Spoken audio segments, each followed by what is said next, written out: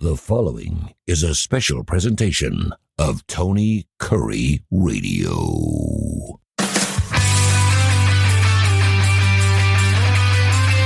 Along with Michael Coleman from the Heart of Alabama Food Bank, I'm Tony Kurre. This is a show called Bite by Bite. It's kind of a little bite-sized show, a little 10, 13-minute kind of show. We talk about the Heart of Alabama Food Bank specifically. And I mean, it's just an amazing show because I'm learning so much. And I know a lot of people who watch the show get the same thing. Of course, you can watch it and hear it wherever you get your favorite podcast and also listen to it on the Tony Kurre Radio Network. TKR is the app you need to get through Android or Apple. Today, we're talking about corporate partnering in food banks. Okay, what exactly are we talking about here? We obviously have a lot of people that like to give to the Heart of Alabama Food Bank, but when you're talking about doing corporate sponsorships or corporate learnings, if you will, and partnering with food banks, it's probably a little different.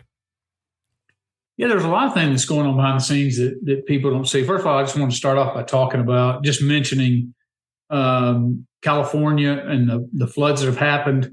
And how active our food banks are about making sure people are getting food out there and serving people. One of the huge parts about food banking is that we do disaster relief. And so we're lots of times the first ones on the ground with water, with food ready to eat, shelf-stable food.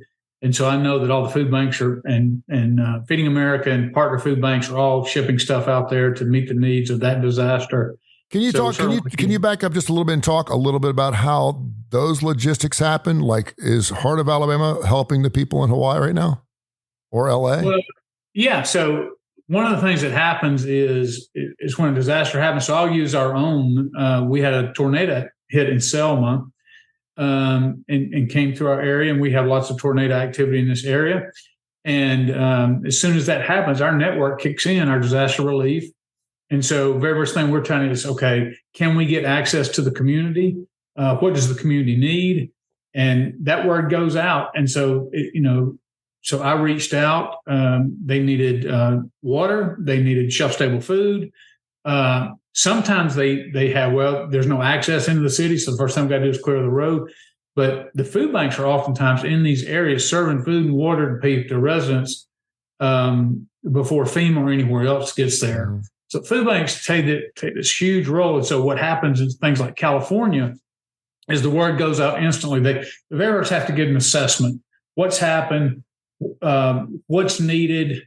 What don't the food banks in California, or how much can they sustain? Like, I have enough water for 3 days or whatever in the area. Mm-hmm. So they start asking other food banks. And so if that's the case, then if they came and asked, they have not put out a call yet, and that may be coming yet. But across the entire network, we send stuff out. And so we have a couple of truckloads of water in our disaster relief area, along with some shelf-stable food. If Feeding America said, or the food banks out in California said they needed that, we would load that up on a truck or a railhead, and we would ship it out there. Feeding America comes along and then tries to supplement what we give up. Sometimes they can't supplement it all. But we have to replenish it because, there's a hurricane or a tornado right around the corner for us. Yeah, so we've got to have it. So it's just an ongoing thing. But most people, when they think about food banking, they just think, oh, yeah, you've got some, you give out food to people or whatever. It's much broader than that. It's much deeper than that. So when you're talking about corporate partnering, I would imagine that's great for not only natural disasters, but just for an everyday need for individuals here in the great state of Alabama when it comes to their feeding needs. Yeah, so one of the things that kind of has struck me is kind of funny. Walmart is the largest, of course, the corporation. They take it on the chin. If there's a lawsuit or they don't feel like they're getting paid enough per hour, constantly in the news, Walmart's taking it on the chin. But companies like that, grocery store chains like Publix here in the Southeast, you have Winn-Dixie and Kroger and some of the other places. We don't have a Kroger here in Montgomery, but some of the other places. These are companies that make a commitment to fighting hunger and food insecurity. So a great example is I'll just use Publix, is that we have 6 public grocery stores in our coverage area. We go there every single day, 5 days a week, and pick up, and their store manager, it's a company culture. And so they've made a determination that they're in the grocery business. Obviously, they're a for-profit business, but they want to give and support food sourcing and helping those who are battling hunger and food insecurity. So we get pallets of food. And this isn't pallets of food they're fixing to throw away. Sometimes we'll get a pallet of canned items that may have 2 years of shelf life left on it. Wow. So they're giving us primo stuff. And it's not even just that. It's not even what we're getting every day from the stores. Their company comes along and they give us 2 large grants. So the previous 2 years collectively, we've probably gotten $300,000 in support. Wow. They even bought, out of one of those grants, they bought us a brand new refrigerated box truck to be able to go out and do mobile pantries. So Walmart, Publix, all these grocery stores are just phenomenal in helping raise funds and supporting. And they're not out there on commercials bragging about it. We see all this behind the scenes, and it's almost like, well, when I get the opportunity, I want to come along, because without corporate sponsorships, and I'll give you an example, we raised, collected, and distributed 27 million pounds of food last year. Of that, 10 million pounds of food were donated through grocery chains, wow, Costco's, Walmart, Target, all that kind of stuff.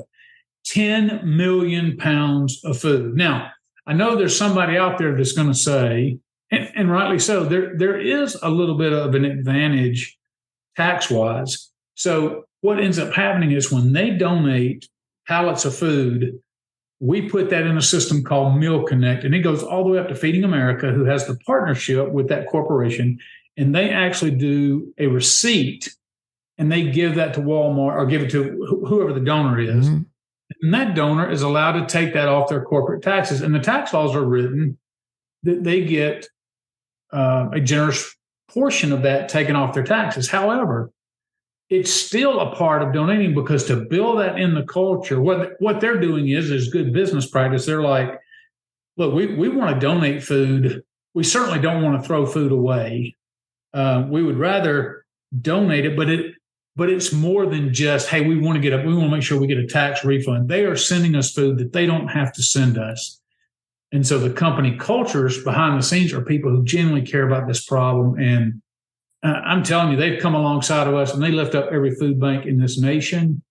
And without corporate sponsorships and partners coming along, we would be much further behind in fighting food insecurity. I've been in the non-for-profit business for quite some time, and not as long as you have been, but please write it off your taxes. Just don't stop giving. Just don't stop giving. And I never realized that about your corporate sponsorships. How the 27 million pounds, 10 million pounds just came from corporate sponsorships. And I didn't realize about, like, because it is easy to get after these big box stores like the Walmarts when no one wants a Walmart in their neighborhood. Well, maybe you should.